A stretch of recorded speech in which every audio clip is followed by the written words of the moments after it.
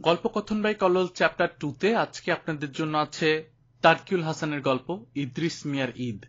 আপনারা যারা আমাদের নিয়মিত শ্রোতা তারা ইতিমধ্যেই জানেন তানকিউল হাসান আমাদের গল্পকথন বাই কল্লোল চ্যানেলের একজন নিয়মিত বন্ধু, আমাদের অনেক পুরনো একজন বন্ধু। এবারের বইমেলায় 2020 সালের বইমেলায় উৎস প্রকাশনী থেকে তার একটি ছোট গল্পের বই বেরিয়েছে।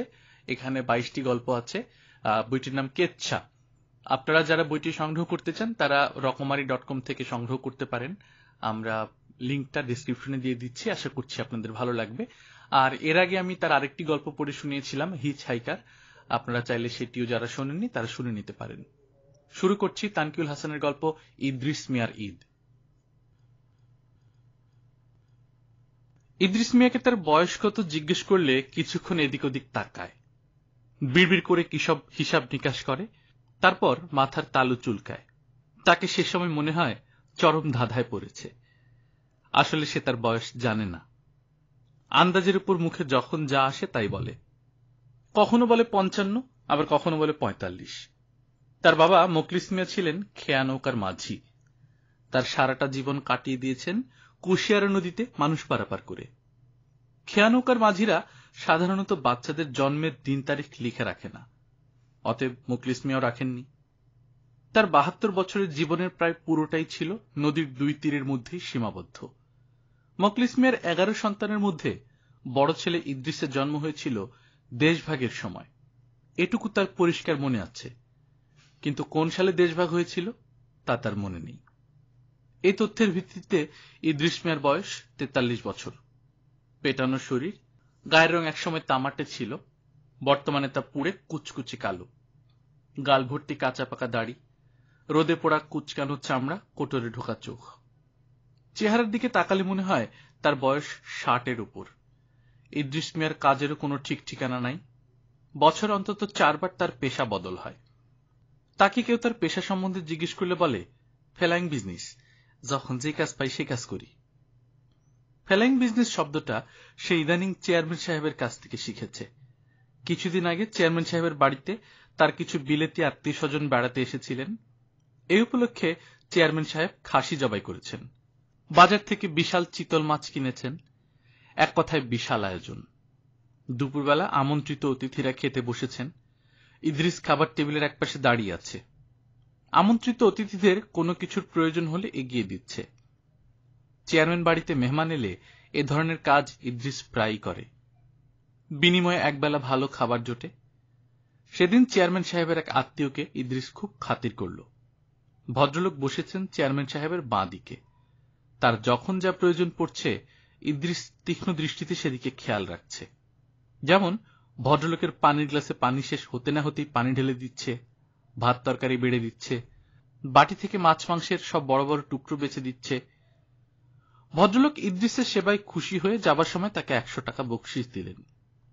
100 টাকা হাতে পেয়ে বিনয় ইদ্রিসের তখন মোমের মতন গলে যাবার অবস্থা। সে মাথা নিচু করে দাঁড়িয়ে থাকল।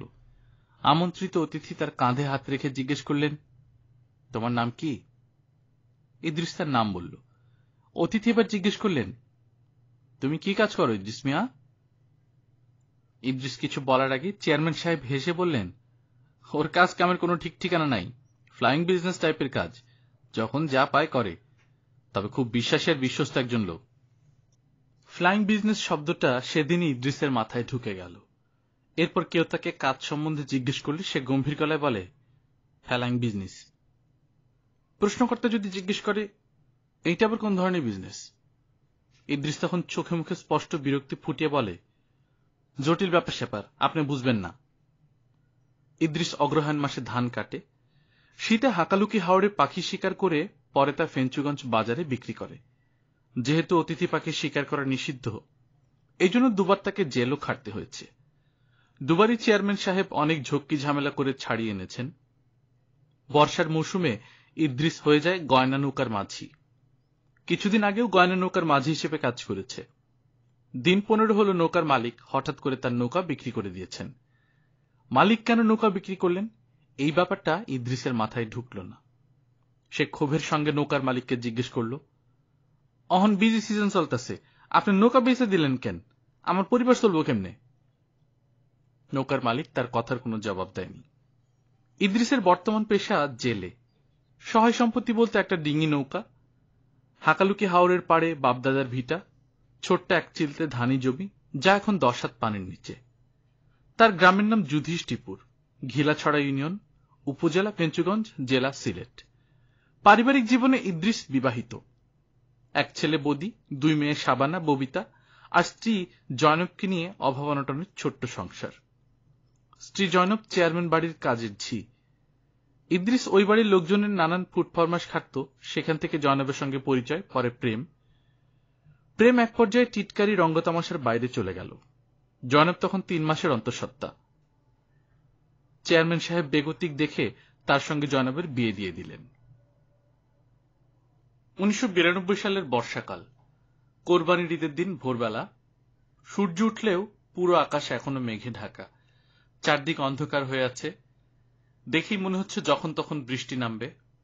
হতদরিদ্র ইদ্রিস খালি গায়ে চুপচাপ তার বাড়ির উঠানে বসে আছে, তার হাতে নাসির উদ্দিন বিড়ি। ইদ্রিস ক্রমাগত বিড়ি টেনে যাচ্ছে, কিন্তু বিড়ি থেকে কোনো ধোঁয়া আসছে না, অথচ টান দিলে আগাটা ঠিকই জ্বলে উঠছে। ত্যক্ত বিরক্ত হয়ে ইদ্রিস বিড়িটা একপাশে ছুঁড়ে ফেলল, মনে মনে কুৎসিত একটা গালিও দিল। এই মুহূর্তে তার 1 কাপ চা খেতে ইচ্ছে করছে, কিন্তু ঘরে চা পাতা নাই, দুধ চিনি নাই, আসলে কিছুই নাই। গত রাতে পেঞ্চুগঞ্জ উপজেলার উপর দিয়ে প্রচন্ড ঝড় বয়ে গেছে। একদিকে মুষলধারে বৃষ্টি, সেই সঙ্গে ঝড়ো হাওয়া। ইদ্রিসের সারাটা রাত কেটেছে চরম উৎকণ্ঠায়। এই বুঝি বাড়ির চাল উড়ে গেল। ধার কর্জ করে অনেক কষ্টে এই চাল লাগিয়েছে। পুরো টাকা দোকান মালিককে এখনো শোধ করতে পারেনি। প্রায় 700 টাকা এখনো বাকি। ইদানিং বাজারে গেলে ইদ্রিস ওই দোকানের সামনে দিয়ে যায় না। ইদ্রিস বাড়ির উঠোনের দিকে তাকালো। পুরো উঠান জুড়ে কালো প্যাচ প্যাচে কাদা। সে কাদায় পা দিলে হাঁটু অব্দি অনায়াসে দেবে যায়। ইদ্রিসের বাড়ি 1 হাত 10 দূরেই হাকালুকি হাওর। চারদিকে কালো টলটলে পানি থই থই করছে। ইদ্রিস এই মুহূর্তে ঈদের নামাজে যাবার প্রস্তুতি নিয়ে খানিকটা চিন্তিত। তার একটাই পাঞ্জাবি, যা এখনো ভেজা। গতরাতে বাজার থেকে ফিরে তার স্ত্রী জয়নবকে পাঞ্জাবি ধুয়ে দিতে বলেছিল। জয়নব রাগে ফুঁসতে ফুঁসতে বলেছিল, সারাটা দিন আমি মানুষের বাড়িতে বান্দির কাম করে আইছি, অহন ওনার পাঞ্জাবি ধুয়ে দাও। আমারও তো ঠেকা পড়ে নাই, নিজের কাপড় নিজে গে ধাও। স্ত্রীর কথায় ইদ্রিস যথেষ্ট আহত হল, তবে কিছু বলল না। গভীর রাতে নিরালা বলসাবান দিয়ে অনেকক্ষণ ঘষে পাঞ্জাবি ধুল। সে পাঞ্জাবি এখনো শুকায়নি, আর শুকানোর কথাও না। সারা রাত বৃষ্টি হয়েছে, 1 মিনিটের জন্য থামেনি। বিগত কিছুদিন যাবৎ ইদ্রিস লক্ষ্য করে দেখেছে জয়নব তার সঙ্গে খুব খারাপ ব্যবহার করছে। কথাবার্তা ঠিক ঠিকানা নাই। কথা শুনে মনে হয় সে যেন জয়নবের পরিচিত কেউ না, অপরিচিত একজন। জয়নব মাঝে মধ্যে তার দিকে অদ্ভুত চোখে তাকায়। সে চোখে রাগ, ঘৃণা ও ক্ষোভ। ভালোবাসা যেন হারিয়ে গেছে। জয়নব মাঝে মাঝে ইদ্রিসের দিকে তাকিয়ে দাঁত কিড়মিড়িয়ে কিছু একটা বলে, তবে কি বলে ভালোমতো শোনাও যায় না। অথচ জয়নব আগে সে এমনটা ছিল না। মাঝে মাঝে তার কথাবার্তা তুই তোকারি পর্যন্ত নেমে আসে। স্ত্রীকে কিছু বলতে ইদ্রিসের আজকাল ভয় হয়। সাহসে কুলিয়ে উঠতে পারে না, এই ভয়ে যদি সে রেগে ওঠে। সে প্রায় তার স্ত্রীর দিকে হতাশ চোখে তাকিয়ে থাকে, আর ভাবে তার ভালোবাসার মানুষটা দিন দিন বদলে যাচ্ছে কেন। অভাব অনটন মানুষের থাকতেই পারে, তাই বলে সারাক্ষণ রেগে থাকতে হবে, কঠিন কথা শোনাতে হবে? এই তো 2 রাত আগের ঘটনা। রাত তখন অনেক গভীর। ইদ্রিসের ঘরের ভেতর কুপি জ্বলছে, বাইরে মুষলধারে বৃষ্টি হচ্ছে। সেই বৃষ্টি ইদ্রিসের বাড়ির নতুন টিনের চালে পড়ছে, ঝমঝম শব্দ হচ্ছে। ঘরের ভেতরটায় গুমোট ভাব, ভ্যাপসা অসহনীয় গরম। তবে এটুকু স্বস্তি, বৃষ্টির কারণে মশার উপদ্রব নেই। ইদ্রিসের হাতে তাল পাখা, সে পাখা হাতে ক্রমাগত বাতাস করেই যাচ্ছে। গরমের কারণে ঘুম আসছে না, সারা শরীর ঘামে ভেজা। তাছাড়া বিছানাটা ছোট, গা ঘেঁষাঘেঁষি করে শুতে হয়। ইদ্রিসের ছোট মেয়ে ববিতা শুয়েছে তার আর জয়নবের মাঝখানে। মেয়েটা সবসময় মা বাবার কাছে শুতে চায়। জয়নব মানা করে না। মেয়েকে জায়গা দেবার জন্য বিছানার এক কোণা ঘেঁষে শুয়ে পড়ে। সমস্যায় পড়ে ইদ্রিস। মা মেয়ে পুরো বিছানা জুড়ে ফেলে, তাকে এক কোণায় কুণ্ডলি পাকিয়ে শুয়ে থাকতে হয়। মেঝেতে চাটাই পেতে ঘুমানো যায়, তবে এতে সমস্যা আছে, সাপের ভয়। এখন বর্ষাকাল, চারদিকে সাপের উপদ্রব, তবে বেশিরভাগই ঢোড়া সাপ। এরা বিষধর না, তবে মাঝে মাঝে বিষধর সাপও যে চোখে পড়ে না তা কিন্তু না। ববিতা তার ছোট্ট দুহাত দিয়ে মায়ের স্তন চেপে ধরেছে, চুকচুক করে দুধ খাচ্ছে। তার বয়স এখন 3 বছর, অথচ সে এখনো মায়ের বুকের দুধ খাওয়া ছাড়েনি। একদিকে ভালোই হয়েছে, দুধ বাবদ ইদ্রিসের কোনো খরচ হচ্ছে না। ইদ্রিস জয়নবের দিকে তাকালো। জয়নব ববিতাকে দুধ খাওয়াচ্ছে, মুখে পান। তার ঠোঁটের একপাশ দিয়ে পানের রস গড়িয়ে পড়ছে। ইদ্রিস লক্ষ্য করল জয়নব এখনো জেগে আছে। এই জগতে প্রতিটি মানুষের জীবনে আদর সোহাগের প্রয়োজন আছে, আছে জৈবিক চাহিদা। ইদ্রিস জয়নবের বুকে হাত রাখল, আলতো করে জয়নবের স্তনে চাপ দিয়ে তাকে কাছে টানার চেষ্টা করল। জয়নব নড়ল না। ইদ্রিস এবার ফিসফিস করে ভালোবাসা মাখানো কোমল গলায় বলল, আমার কাছে আসো বউ। জয়নব তীব্র চোখে ইদ্রিসের দিকে তাকিয়ে এক ঝটকায় তার হাত ছড়িয়ে দিল। তারপর যা বলল তা ইদ্রিসের কানে এখনো বাজে। কথাটা ছিল, পুনির উপর থেকে হাত ছাড়া, খবিসের বাচ্চা, নইলে বটি দিয়া তোর ধন কাইটে ফেলামু। ইদ্রিস সঙ্গে সঙ্গে হাত ছড়িয়ে চোখ বন্ধ করে মরার মতন পড়ে রইল। জয়নবের এহেন আচরণের কারণ তার জানা, কিন্তু সে কি করবে? চেষ্টার তো কোনো ত্রুটি সে করছে না। এও সত্য যে তার রোজগারপাতি এখন প্রায় শূন্যের পর্যায়ে। ঘরের চাল, ডাল, আটা, ময়দা কিছুই নেই। দিন কাটছে অনাহারে, অর্ধাহারে। ঈদের মতন একটা আনন্দময় ধর্মীয় উৎসবে সে তার স্ত্রী, ছেলে মেয়ে কাউকেই কিছু কিনে দিতে পারেনি। বড় মেয়ে সেদিন বলেছিল ঈদে তাকে কাপড় চোপড় না দিলেও চলবে, কিন্তু মা যেন সেমাই রান্না করেন। মেয়েটা মিষ্টি খেতে পছন্দ করে। কি ছোট্ট একটা আবদার, অথচ সে তাও মেটাতে পারেনি। অক্ষমতার কষ্টে ইদ্রিসের বুকটা হাহাকার করে ওঠে। এসব কথা ভাবার পর ইদ্রিস হাওরে গোসল করতে নামল। হাওরের পানি টলটল করছে। তাছাড়া অসম্ভব ঠান্ডা, গায়ে কাঁপন ধরিয়ে দেয়। অনেক কষ্টে হিমশীতল পানিতে কোনো মতে গোসল করে ইদ্রিস ভেজা পাঞ্জাবি গায়ে দিল। তারপর রওনা হলো জামে মসজিদের পথে। এই মসজিদে বড় জামাত হয়, এলাকার বিশিষ্ট লোকজন আসেন। তার ইচ্ছা নামাজের পর কিছুক্ষণ ভিক্ষা করার, যদিও এর আগে সে কখনো ভিক্ষা করেনি। ঈদের দিন এলাকার ধনবান লোকেরা গরিবদের মধ্যে টাকা পয়সা বিলিয়ে দেন। তার মনে ক্ষীণ আশা, লোকজন দয়া পরবশ হয়ে তাকেও কিছু যদি টাকা দেয়। মসজিদে আসার পর সে বসল মসজিদের একেবারে পেছনের সারিতে। আল্লাহর ঘরও আধুনিক, সমাজের বৈষম্যের বাইরে নয়। গ্রামের ধনবান ব্যক্তিরা সবসময় প্রথম কাতারে বসেন, আর তার মতো হতদরিদ্রের জায়গা হয় শেষ কাতারে। দু একবার ইদ্রিস ইমাম সাহেবের পেছনের কাতারে বসার চেষ্টা করেছিল, কিন্তু দুবারই চৌধুরী বাড়ির চৌধুরী সাহেব তাকে পেছনে পাঠিয়ে দিয়েছেন। এও বলেছেন, আয় বেটা, পিছনে গিয়া বস, গ্রামের গণ্যমান্য মানুষ এই কাতারে বসে, এটা জানোস না? চৌধুরী সাহেবের কথা ইদ্রিস অবশ্য কিছু মনে করেনি। সে জানে সে গণ্যমান্যদের দলে পড়ে না। নামাজ শেষ হয়েছে। সবাই যখন কোলাকুলি করায় ব্যস্ত, ইদ্রিসের ইচ্ছে হলো পরিচিত দু একজনের সঙ্গে কোলাকুলি করবে। তাদের কেউই ইদ্রিসের সঙ্গে বুক মেলালো না। পাশ কাটিয়ে গেল। ইদ্রিস লক্ষ্য করল চেয়ারম্যান সাহেব নামাজ থেকে বের হয়েছেন। এলাকার অনেক লোক তাকে ঘিরে দাঁড়িয়ে আছে। কেউ কেউ করমর্দন করছে, কোলাকুলি করছে। ভিড় একটু কমতেই ইদ্রিস চেয়ারম্যান সাহেবের কাছে গেল। ওনাকে পা ছুঁয়ে সালাম করল। সালাম করে ইদ্রিস উঠে দাঁড়িয়েছে। তার উদ্দেশ্য চেয়ারম্যান সাহেবের সঙ্গে কোলাকুলি করবে, কিন্তু তিনি ইদ্রিসের সঙ্গে কোলাকুলি করলেন না, তবে করমর্দন করলেন। হাত মেলানোর পর ইদ্রিস সে হাত কিছুক্ষণ তার নিজের বুকে ধরে রাখল। চেয়ারম্যান ইদ্রিসের দিকে তাকিয়ে বললেন, ইদ্রিস, বাড়িতে আইস, তোর ভাগের কোরবানির গরু গোস্ত নিয়ে যাইস। এই বছর 3টা গরু কোরবানি দিলাম। কাটাকুটি আর ভাগ বাটার জন্য লোক প্রয়োজন। চেয়ারম্যান সাহেবের কথা শেষ হতেই ইদ্রিস লক্ষ্য করল এলাকার সব ফকিররা থালাবাটি হাতে নিয়ে সারিবদ্ধভাবে মসজিদের প্রধান ফটকের দুপাশে দাঁড়িয়েছে। ইদ্রিস ভাবল, মুসল্লিরা এখন নিশ্চয় দান খয়রাত করবেন। জীবনে এর আগে সে কখনো ভিক্ষা করেনি। তার কিছুটা লজ্জা লাগল, তবে মনে মনে এই ভেবে সান্ত্বনা দিল নিজেকে, গরিবের আবার লজ্জা কি। লজ্জার মাথা খেয়ে ইদ্রিস মিয়া লাইনে দাঁড়ালো। তার সঙ্গে থালাবাটি কিছুই নেই। সে তার পরনের লুঙ্গির কোচর মেলে ধরল।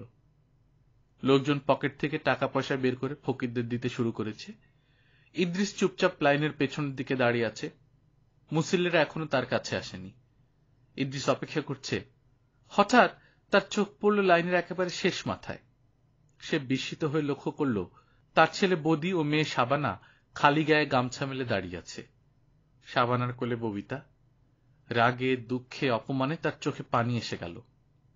এরকম কিছু যে তাকে এই জীবনে দেখতে হবে সে স্বপ্নেও ভাবেনি। সে আর ভিক্ষা করল না, বাড়ির দিকে হাঁটা ধরল। তার বুক ফেটে তখন কান্না আসছে। বাড়িতে আসার পর ইদ্রিস দেখল জয়নব উঠোনে বসে আছে, তার মুখে পান। কোন একটা বিচিত্র কারণে জয়নব তার দিকে তাকিয়ে আছে কঠিন দৃষ্টিতে। সে পিচ করে পানের পিক ফেলল। সে পিক এসে পড়ল ইদ্রিসের পায়ের গোড়ালির উপর। অন্য সময় হলে সে হয়তোবা কঠিন কিছু একটা বলতো, কিন্তু আজকে কিছু বলল না। ঈদের দিনে কাউকে গালাগালি করা উচিত না। বিগত কয়েকদিন ধরে ইদ্রিস তার মাছ মারার কোচাটি খুঁজে পাচ্ছে না। সে ভাবল জয়নবকে কোচা কোথায় তা জিজ্ঞেস করা অর্থহীন, হয়তো উল্টাপাল্টা কিছু বলে বসবে। কাজের সময় কিছুই খুঁজে পাওয়া যায় না, এই কথাটা হয়তো ঠিক। ইদ্রিস অনেকক্ষণ খোঁজাখুঁজির পর বিছানার নিচে তার মাছ মারার কোচাটি খুঁজে পেল। কোচা আর জাল নিয়ে উঠোনে এসে দাঁড়ালো। তার হাতে অনেক কাজ। নৌকায় পানি জমেছে, সে পানি প্রথমে সেচতে হবে। বাড়ির আঙিনায় আসতেই জয়নব বিস্মিত চোখে ইদ্রিসের দিকে তাকিয়ে জিজ্ঞেস করল, কই যাও? ইদ্রিস ছোট নিঃশ্বাস ফেলে বলল, মাছ মারতে। ইদ্রিসের কথা শুনে জয়নব অবাক হল, রেগে গিয়ে বলল, মাছ মারতে যাও মানে? মাথা কি ঠিক আছে? ঈদের দিন কেউ মাছ মারতে যায়? ইদ্রিস কিছু বলল না। জয়নব বলল, চেয়ারম্যান সাহেবের বাড়ি যাও না কেন? ওনারা কুরবানি দিছেন, ওইখানে গিয়ে হ্যাগর সাত দিলে গোস্তের অংশ পাইবা। জয়নবের কথা শুনে ইদ্রিস কিছু বলল না। তার এসব প্রশ্নের জবাব দিতে ইচ্ছা করছে না। তাছাড়া জয়নবের সঙ্গে এই ব্যাপারে কোন রকম বাহাসে জড়িয়ে পড়তে ইচ্ছা করছে না। সে কিছু বলল না। চেয়ারম্যান সাহেবের বাড়িতে গিয়ে মাংস কাটাকাটি করতে তার ইচ্ছা করছে না। কোন এক বিচিত্র কারণে তার কাছে মাংস কাটাকাটির এই পুরো ব্যাপারটাও এক ধরনের ভিক্ষাবৃত্তি বলেই মনে হচ্ছে। যদিও সে প্রতি বছরই সেখানে যায়, মাংসের ভাগ নিয়ে দুপুরবেলা বাড়ি ফিরে। আসলে নিজের ছোট বাচ্চাদের মসজিদে ভিক্ষা করতে দেখে তার মধ্যে এক ধরনের গ্লানিবোধ জন্মেছে। কারো দয়ার পাত্র হতে ইচ্ছা করছে না।